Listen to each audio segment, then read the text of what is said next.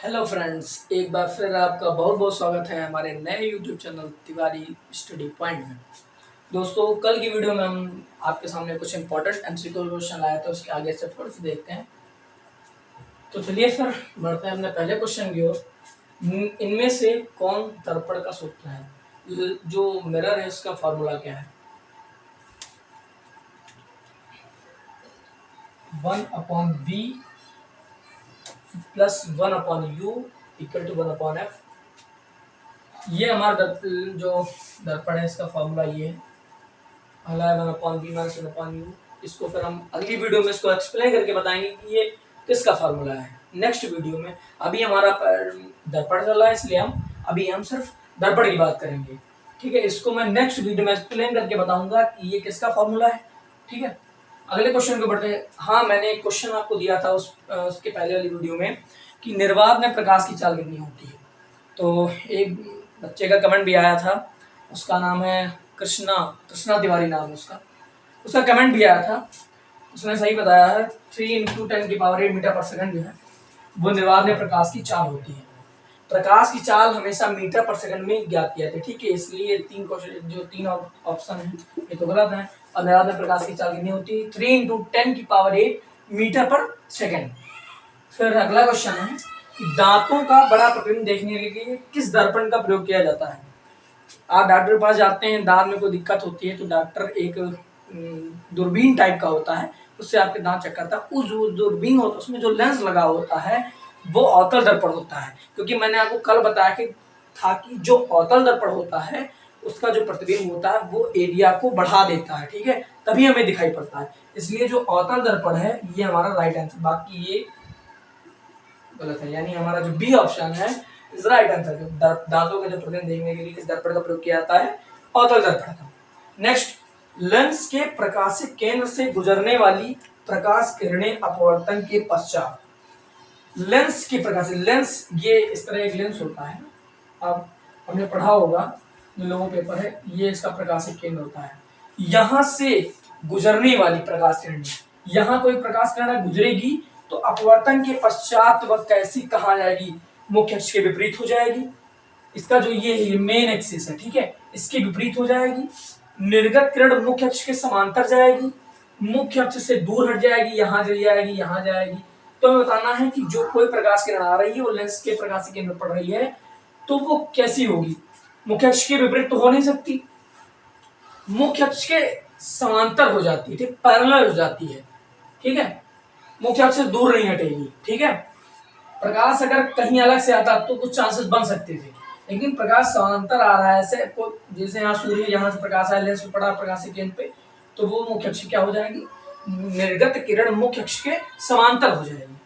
ठीक है, तो पहला क्वेश्चन दर्पण से तो 1/b plus 1/u equal to 1/f।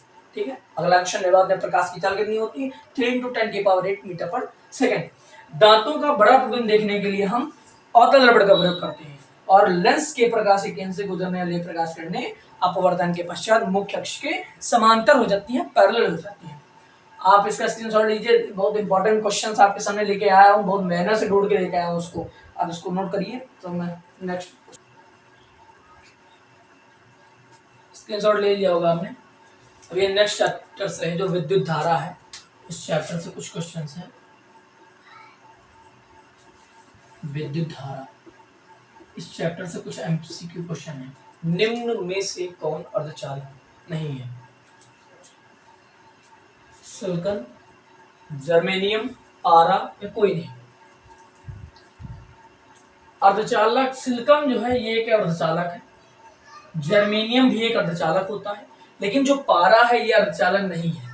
तो हमारे क्वेश्चन में क्या निम्न में से कौन सा अर्धचालक नहीं है? जो ये पारा है, पारा हमारा अर्धचालक नहीं है। नेक्स्ट क्वेश्चन है विद्युत प्रतिरोध। प्रतिरोध का मात्रक, विद्युत प्रतिरोध का मात्रक पूछ रहा है। पहले तो प्रतिरोध क्या होता है? जो विद्युत प्रतिरोध, यानी देखो प्रतिरोध मतलब होता है रुकावट। मान लीजिए ये दो रस्सियां हैं, इसके बीच में ये दो रस्सियां हैं, यहाँ पे हो गया तो ये क्या है? ये प्रतिरोध है, इसको रोक रहा है। ठीक है, तो जब लाइट यहाँ पे प्रवाहित हो तो उसको रोके, तो वो विद्युत प्रतिरोध। तो मतलब विद्युत प्रतिरोध का मात्रक क्या होता है? एम्पियर। धारा का मात्रक होता है उसी प्रकार जिस प्रकार धारा का मात्रक एम्पीयर होता है, उसी प्रकार विद्युत प्रतिरोध का जो मात्रक होता है वो ओम होता है। विद्युत प्रतिरोध का मात्रक क्या होता है? ओम होता है। नेक्स्ट क्वेश्चन है विद्युत धारा का मात्रक। अभी मैंने बताया विद्युत धारा का मात्रक क्या होता है? एम्पियर होता है। विद्युत धारा का मात्रक एम्पियर होता है। विभवांतर का एसआई मात्रक, विभवांतर का जो एसआई मात्रक होता है वो होता है वोल्ट। कार्य का मात्रक जूल होता है, ठीक है।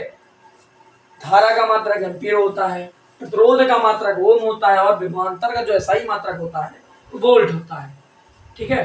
तो आप एक क्वेश्चन को लिखिए, फिर 4-5 क्वेश्चन और बचे हैं उसको भी करवा दूं। स्क्रीनशॉट ले लिएगा। बढ़ते हैं अगले क्वेश्चन की ओर। विद्युत शक्ति इलेक्ट्रिक पावर का जो मात्रक होता है, धारा का मात्रक एम्पियर होता है, ठीक है। उसी प्रकार जो विद्युत शक्ति होता है, इलेक्ट्रिक पावर होता है, उसका जो मात्रक होता है वो वाट होता है, ठीक है। और जो प्रतिरोध होता है उसका मात्रक ओम होता है। नेक्स्ट क्वेश्चन है आवेश का एसआई मात्रक होता है। आवेश का जो एसआई मात्रक होता है वो होता है कूलाम। आवेश का एसआई मात्रक कूलाम होता है। नेक्स्ट है जब किसी चालक तार में विद्युत धारा प्रवाहित होती है तो गतिशील कण कौन होते हैं? परमाणु होते हैं, आयन होते हैं, प्रोटॉन होते हैं या इलेक्ट्रॉन होते हैं? जब कोई चालक तार होता है उसमें जो गतिशील कण होते हैं वो इलेक्ट्रॉन होते हैं। इलेक्ट्रॉन की मूविंग के कारण ही तार में विद्युत का प्रवाह होता है। यानी जब किसी चालक तार में विद्युत धारा का प्रवाह करते हैं तो जो गतिशील कण होते हैं वो कौन होते हैं? इलेक्ट्रॉन होते हैं। नेक्स्ट क्वेश्चन है निम्न में से कौन विद्युत का सुचालक है? सुचालक मतलब ऐसा चालक जो सुगम, ऐसा पदार्थ जिसके ऊपर सुगमता से धारा का प्रवाह किया जाता है, जिसके अंदर या ऊपर आराम से धारा का प्रवाह किया जाता है, वो सुचालक कहलाते हैं। तो सल्फर, प्लास्टिक, आयोडीन, इन तीनों का ऑप्शन क्या है? गलत है। तो हमारा राइट ऑप्शन क्या हो? ग्रेफाइट। ग्रेफाइट विद्युत का सबसे अच्छा सुचालक होता है। सोना भी विद्युत का सुचालक होता है। अब जो ग्रेफाइट है, ग्रेफाइट क्या है आपको पता है? ग्रेफाइट पेंसिल की जो नोक होती है उसमें जिससे आप लिखते हैं उसके अंदर ग्रेफाइट होता है जिससे आप लिखते हैं। जो ग्रेफाइट होता है वो विद्युत अच्छा सुचालक होता है। इसमें किसी प्रकार के आप विद्युत का प्रवाह कर सकते हैं। तो विद्युत का जो सुचालक होता है ग्रेफाइट होता है। इसका आप स्क्रीनशॉट ले सकते हैं, इसको लेना है। हमने स्क्रीनशॉट ले लिया होगा।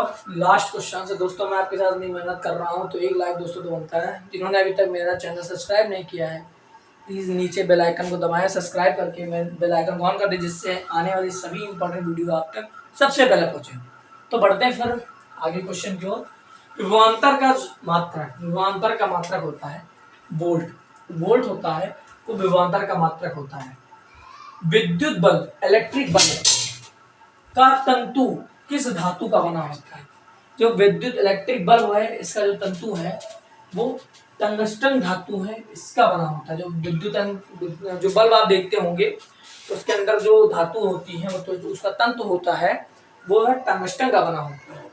और लास्ट क्वेश्चन है कि बैटरी से किस प्रकार की धारा उत्पन्न होती है? जो बैटरी है वो हमें डायरेक्ट करंट देती है। डीसी, डीसी मतलब डायरेक्ट करंट, तो एसी मतलब अल्टरनेटिंग करंट। जो बैटरी होती है उससे हमें डायरेक्ट करंट प्राप्त होती है। और एक क्वेश्चन मैं आपको और बता दूं ऐसे ही कि जो लाइट आपको मिलती है वो एसी होती है। जो बैटरी से आपको प्राप्त होती है वो डीसी होती है। एसी मतलब अल्टरनेटिंग करंट एंड डीसी जो होता है उसका डायरेक्ट करंट बोलते हैं। तो ये ऑप्शन रॉन्ग है, ठीक है। फिर दोस्तों मिलते हैं नेक्स्ट वीडियो में एक नए टॉपिक के साथ। तो जिसको कोई भी क्वेश्चन पूछना हो आप मुझे कमेंट कर सकते हैं। फिर मिलते हैं अगले वीडियो में, तब तक के लिए गुड बाय।